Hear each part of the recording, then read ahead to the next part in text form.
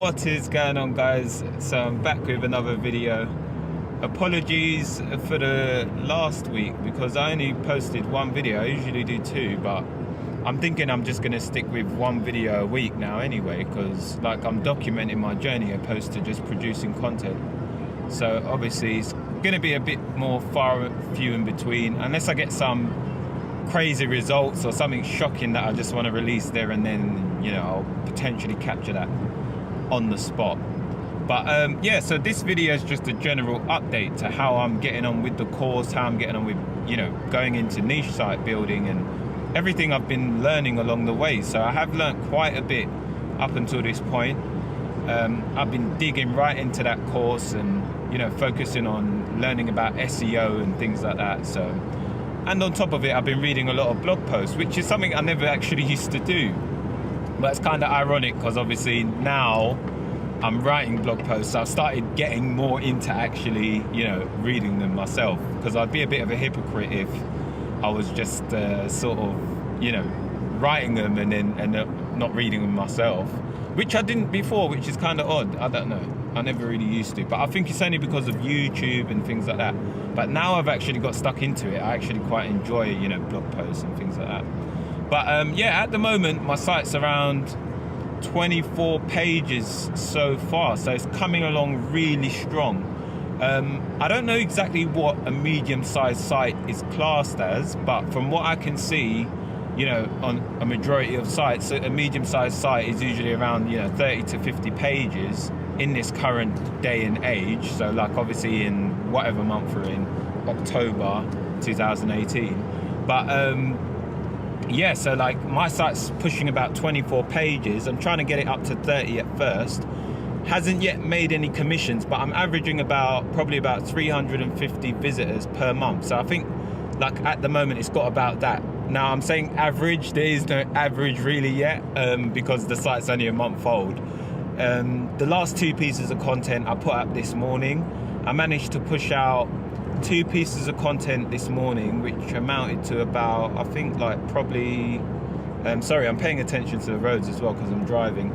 But yeah, the content this morning added up to about 6,000 words. I think each were about 3,000 words. So the way I'm actually pushing out all of that type of content, because I am writing it all myself, is I'm actually using a voice typer. So what I do is I'll always start off by doing the first few sentences by hand, like manually and typing it, and then I'll basically use the Google Docs tools, voice typing. So you can go to like tools and voice typing in Google Docs, and it allows you to just speak. And I basically use that, and then the punctuation I do manually. So I'll say something like a sentence and then just press full stop and go on to the next bit. Yeah, so it's been allowing me to just churn out content like non-stop, you know, like a machine in that sense. And I've been following a lot of Sam Ovens recently, so I was looking into, like, you know, he says like lift the biggest rocks first. So I've been focusing on the hardest things to do on the site in the mornings. So what I'll do is focus on like the biggest things that are going to move the business forward. So that means obviously putting out content and writing valuable, helpful content. So that's what I've been doing. I've also been networking quite a lot. This week I met up with another entrepreneur on an app called Shapr. I think it's called Shapr. It's like SHAPR. It's available in the UK. I don't know if you can get it in the States as well, or anywhere else wherever you're watching this video. But yeah, it's a really good app. So you can reach out to like other entrepreneurs who are doing the same thing, who want to potentially obviously meet people and network and things like that. And you just never know what can come of, you know, a friendship. But I met up with one person, then another guy, I actually had like a sort of Skype call with him. And that was really, really helpful. He's actually based in the UK, but another part of the UK. And he gave me some really useful tips, because like I had a few questions about, you know, things like these no follow links and things like that. I didn't understand how that all works, and things like link juice, you know. So now obviously I'm learning like link juice is basically like when Google's bot crawls your site, of how it determines to rank you is classed as link juice. So what you want to do is interlink your site like a web for that sort of Google bot spider to crawl. But if you start linking out like to your affiliate links, the juice flows out there. So you have to make them no follow links. So that means like basically all of the juice, quote unquote, comes through your site and doesn't leave it. So only your pages get ranked, but the no follow links will still be there, but the bot won't crawl it in that sense. Because I was more thinking along the lines of, do you make it not follow because like you don't want the bot to detect that you're doing affiliate marketing or it's an affiliate link? I thought that might penalize your site or something, but it's more just based on ranking factors. So that was really useful to know. Another thing I added today is I added a plugin which actually stops people from copywriting my content. So that means I can share the site with you guys, and you can, you know, leave any advice on what I can improve or things that I've done good as well, you know. You can check it out. So I'm going to link the site below so you guys can actually see exactly what I'm doing. So with this thing, it allows me to protect my content so people can't copy it. So that way I don't mind, you know, you guys going and checking the site. There's nothing for me to hide. I'm trying to get the site to 100 pages. So what I want to do is basically build it up manually myself up until 50 pages. Once it gets to that point, then I'm actually going to hire some writers, train the writer. Well, one at first. I'll hire the writer, the first writer, and hopefully my site will be making revenue by that point. I mean, but I am sort of estimated to complete 50 pages by the end of next month, which is not enough time for my site to pick up traffic, because it will only be the second month of the site being alive. So if I find that obviously I haven't made any sales and no conversions, I might take money out of my own pocket to invest into the writer. But yeah, what I'm going to do is just get writers to take it up to the 100-page mark. So at the beginning, I'm going to work it up to 50, and then I'll get the writers to cover up to 100. And that's the plan. Once I've done that, then I'm going to just rinse and repeat the method. Yeah, so what I also done is this week I set up the Google Analytics, so I can see like a in-depth sort of analytics on the data from my site, so I can see how many visitors are coming and whatever else. So I was using the Jetpack plugin at the beginning, but with Jetpack it doesn't filter your views out. So if you view yourself, then it doesn't filter it out. So even if I went onto my, if I went onto my own site, like, you know, 100 times, it will show 100 views, but that's not from external traffic. But it does show you where the traffic comes from, so you'll be able to sort of make out from there. But it might show your location, so it might say like UK or something like that, but it's really not me. So basically what I've done is set up Google Analytics, and on there it also, I've set a filter. So you can exclude your IP address. So for example, you know, like your internet location for your specific Wi-Fi or whatever else, you can exclude that from on the filter. Sorry, you can set a filter for that on Google Analytics. So that way, anytime you view your site yourself on any of your devices in your household, it will just block it, like, or basically not block it, it won't record it on the data. So that's really good for that. What else did I do as well? So another thing I set up was the SSL certificate. So I didn't know anything, you know, about exactly what that all was and whatever else. I didn't even know how it works. But I started delving into it a bit more. And all it is that it basically allows people to access your site on a secured connection. So what it does is encrypt all of the data on your website. So just say, for example, especially if, you know, your site is accepting payments or something like that, and someone was putting in their data, a hacker wouldn't be able to see the exact information of exactly, you know, how, sorry, I got thrown off track there. There's like a truck pulling out. But yeah, you wouldn't be able to see exactly what data that the person puts in, like a customer on your site. So that's now recognized obviously as a more secure site to Google, which I think can make a difference on your ranking factors. But I watched a tutorial from a guy who's also based in the UK and does niche site building. I'll leave a link to his channel. It's WP Eagle, I think it is, like WordPress Eagle. He's one of the few guys that I've found online as well doing it, like, you know, on YouTube anyway, because I was looking for a lot of YouTubers from UK who are doing specifically niche site building, and there's not a lot. But yeah, I found that guy anyway, and a few of his videos are really, really useful. I'll actually be reaching out to him and interviewing him if I can on the channel very soon as well. Yeah, so another thing that I recently learned as well, which I think I'll share with you guys, is that it's not good to have more than around 20 plugins on your site. So that can cause it to really slow down. And I was checking out Warren Wheeler's case study on the site that he built. Like, he uses coupons. So that's a really good technique to use. What he actually does is he sets up a review article, and then on that article, he'll recommend like a coupon, like to use a coupon, because obviously a lot of people who land on a review are probably gonna be in search of a discount or something like that. And what he does is he sets up a second website which just has like a landing page with a coupon site. So it sort of looks like a legitimate coupon site. So when you click the link and you know, it takes you through to his second site, and it's just like a landing page, like a pop-up, one page, and it has the coupon code on there. So like, obviously when someone gets a coupon code, I don't know the percentages, but there's a lot higher chance of that person actually going through and buying something when they've actually gone through to get a code and whatever else. They're going to make a purchase, you know. But he actually focuses of just building review articles around products. So that's the first thing he does. And then the second thing he does is go and build supporting articles linking back to that review article that are to solve people's problems within that niche.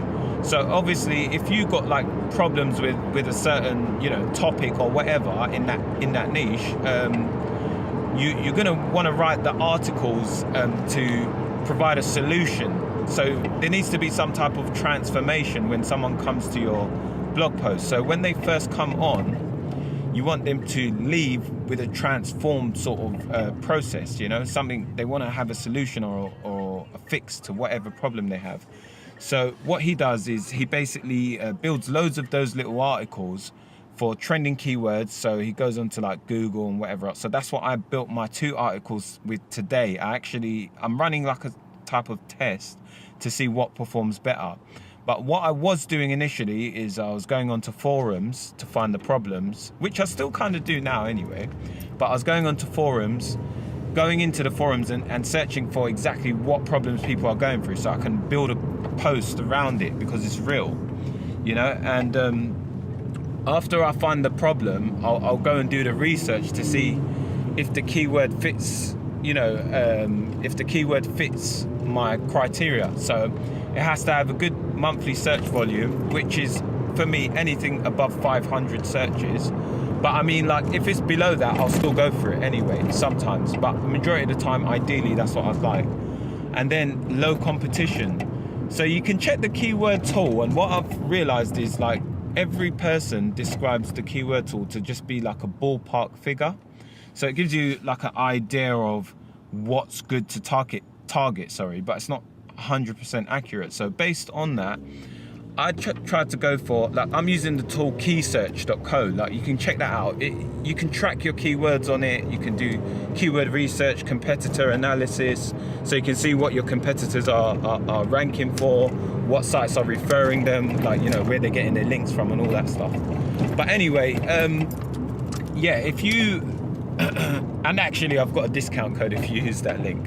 But yeah, so if you what's it called, if you're targeting all these different words, you need to make sure that it's low competition, but the tool's only going to give you like a sort of guesstimate. So what I do is I go through and manually search the sites. So I'll go and see how much content that site has. I'll also check, you know, how authoritative the site is. So you can get that information on the tool as well. It will tell you like the domain authority, or, you know, the page authority and things like that of that website. So that's a good indicator because it's quite accurate. But another thing you want to just check is manual. So you want to go through and see. And also, if you start finding like a lot of YouTube videos for that keyword, then you know it's kind of a visual topic, like people want to see stuff on it. If you find like forums, in the course, you know, Frank Hatchett, he explains that forums are usually easy to outrank. So Google only throw up forums if they can't find like a proper article to answer the question, unless it's a very authoritative forum, you know, because some of them are. But yeah, that's what I'm basically doing, and that's where I'm at. So I'm currently at 24 pages. I'm hoping to get to 50 pages by next month. All my articles are over 2,000 words. Long form articles is what I'm trying to go for, as I've found that, you know, that's supposedly what is supposed to perform the best. Now I'm ranking for about, say, maybe about 12 different keywords. The highest one, I'm on page 1 for a few, but the traffic's only like about 20 from that on the tool, but maybe it's going to bring more traffic. We'll have to see. But in regards to the highest keyword I'm ranking for, there's one that brings in 6,600 monthly searches. I'm currently on page 3 for that one. So hopefully, you know, things go to plan. I can start bringing in a bit more traffic. And at the moment, the products I'm promoting, they're all kind of low ticket, to be honest. So I've got like the highest priced item on the site, I think is about $50. Everything else is like, you know, around $20 to $30. So I am going to be looking at a few more high ticket products that are going to be worth my while in that sense, because I might end up getting a load of traffic and not being able to monetize it correctly if obviously, you know, I haven't got the right products or I'm not referring the right things. So I'm going to see how it goes. But right now, I'm not really focused on monetizing it at all, because the first things first, and that's pushing out the content, because that's going to be obviously the thing that results in traffic. Once I've got the traffic, monetizing it, you know, is something that I can focus on after. So my main focus at the moment is purely to write a helpful resource for people to get online. So a helpful blog site that actually, you know, gives people answers and solutions to problems. And after I've done that, then obviously, you know, hopefully that can result in some traffic. Once I've got that traffic that I'm looking for, then I'll focus on monetization and, you know, maxing that out. But I'm looking at potentially putting an ebook on the site as well. So yeah, that's it. And I just want to give a tip as well, because I went over one guy's site, like a friend that I met online, and he gave me his link to his site through Facebook. I'm generally going off like a 30% rule. So basically 30% of my content is purely just based around problems that people are having. 30% is just like shareable content. So a great tip that actually Frank Hatchett gives in the course is to head over to BuzzSumo, then type in like a keyword, like a seed keyword that you're trying to target, and then see the posts that come up, and on there you'll see like all the different ones that have been shared. So you'll see like one that might have been shared like, I don't know, 10,000 times. You know that it's a really viral blog post. So you can then write a better post than that, and then get a VA on Fiverr to get in contact with all the sites that referred it and shared it and whatever else. And potentially, obviously, you know, you can get some backlinks, because you can just contact them and say, oh yeah, I've written a similar post, or I've written this post, blah blah blah, you know, however you want to word it. But that was a really good technique as well. So yeah, 30% you want of your posts to be shareable, like things that are viral, and then the last 30 you want as reviews. So what you'll ideally do is, once you've got all your content up, you're going to see what posts are bringing in the most content. So that was so stupid. You're going to see what posts are bringing in the most traffic. Once you've got that, you can get out. That's fine, Sid. It's fine on the video. It's not a professional video anymore. My girlfriend wants to get out of the car. I got the heat on. I got the heat on in the car, and my girlfriend's pregnant, and she's like, "Oh, babe, can I get out?" Like, you know, it's so crazy. But oh bloody hell, you can see the microphone now. I got this little dangly windbreaker thing on there. But anyway, yeah. So what it is you want 30% to be reviews. So that way you've got a helpful resource site, and all the top performing posts are the ones that you're going to link back to your actual money posts. Yeah. So like that's the long-term plan. At the beginning, you just want to do it naturally and whatever else. But if you find that some posts are performing better than others and bringing in more traffic than others, and you know the other ones are just kind of dead in like 6 to 12 months, you might just want to obviously build a few links from those ones that are bringing in the traffic back to your money posts, as it will drive obviously, you know, more conversions on your site. But yeah, I'm really trying to hone down on copywriting, because another thing that I learned from Sam Ovens recently is he said, you know, that what is the skill set that you can learn within your industry that's not going to change? So I think copywriting's not going to change. Like, you know, the way people sort of feel emotionally attached to certain products and, you know, how they actually see things and make purchases, that's a skill that's not going to change. Sorry, skill. I'm all over the place today.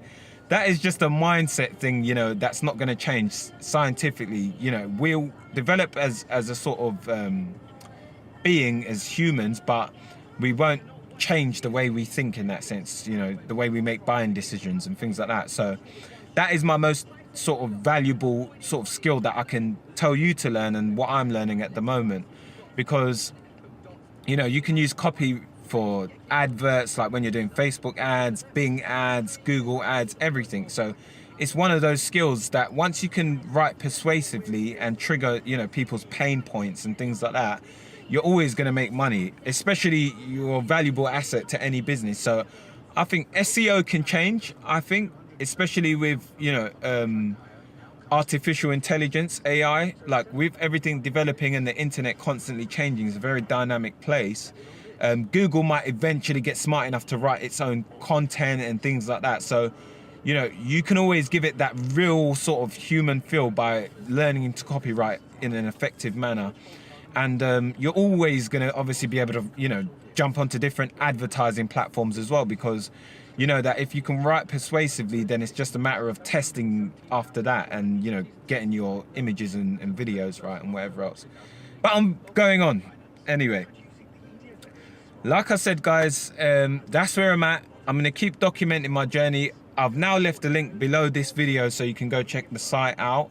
If you're following this journey, then make sure to subscribe and switch on notifications. I'm posting every Tuesday at 7 o'clock. I might post a separate video on a different day. Let me know if you want to see that second video. If you guys you want to see it, then I'll do it. I'll make that happen. If you want to see more interviews as well, make sure to leave a comment below on that. And any questions that you have, anything that you think, you know, I never touched on properly, or I sort of sparked a bit of an idea in your head and you've got a question about something, or if you want me to review your site, if you want me to review your website, leave a comment. I'll get in contact, or you get in contact with me. You've got my email there, my personal email. You know, you've also got my socials, or just leave a comment on the YouTube video. Whatever way, I'm easily accessible, so make sure you just leave a comment.